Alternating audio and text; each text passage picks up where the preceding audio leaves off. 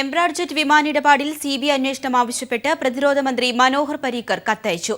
ആന്റണി പ്രതിരോധ മന്ത്രിയായിരുന്ന സമയത്താണ് ഇടപാട് നടന്നത്. വിവരങ്ങളുമായി മനു ശങ്കർ ചേരുകയാണ്. മനു, ഒരു സിബിഐ അന്വേഷണത്തിലുള്ള സാധ്യത എത്രത്തോളമാണ്?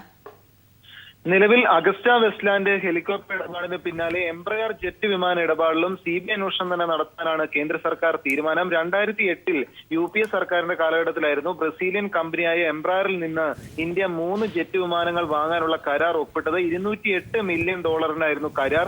എന്നാൽ ഈ കരാറിൽ വൻ അഴിമതി നടന്നെന്നായിരുന്നു വെളിപ്പെടുത്തൽ. ഇതിന്മേലാണ് പ്രാഥമിക അന്വേഷണം നടത്താൻ നിലവിൽ പ്രതിരോധ വിഭാഗമായ DRDO തന്നെ സിബിഐക്ക് കത്തയച്ചിരിക്കുന്നത്. മുൻ പ്രതിരോധ മന്ത്രി AK ആന്റണിയുടെ കാലത്ത് $208 മില്യൺ 2 ജെറ്റ് വിമാനങ്ങൾ വാങ്ങിയപ്പോൾ വെറും $94 മില്യൺ ഡൊമിനിക്കൻ റിപ്പബ്ലിക് ഇതേ ജെറ്റ് വിമാനങ്ങൾ വാങ്ങിയത്. ഈ രണ്ട് തുകകൾ തമ്മിലുള്ള വലിയ അന്തരമാണ് സംശയത്തിന് ഇടയാക്കുകയും തുടർന്ന് ബ്രസീലിലും അതോടൊപ്പം അമേരിക്കയിലും ഒരു പ്രാഥമിക അന്വേഷണമൊക്കെ നടക്കുകയും ചെയ്തിരുന്നു. ഇതിന് പിന്നാലെയാണ് ഈ നിലവിൽ ഇടപാട് നടത്താൻ ഒരു ഇടനിലക്കാരൻ വൻ തുക കമ്മീഷൻ വാങ്ങിയെന്ന് ബ്രസീലിയൻ പത്രവും വെളിപ്പെടുത്തിയിരുന്നത്. അതിനെ തുടർന്നാണ് ഈ വെളിപ്പെടുത്തലുകളുടെ എല്ലാം അടിസ്ഥാനത്തിൽ ഇപ്പോൾ CBI അന്വേഷണത്തിന് കേന്ദ്ര സർക്കാർ നീക്കം ശക്തമാക്കിയിരിക്കുന്നത്. ഗിരീഷ്മ.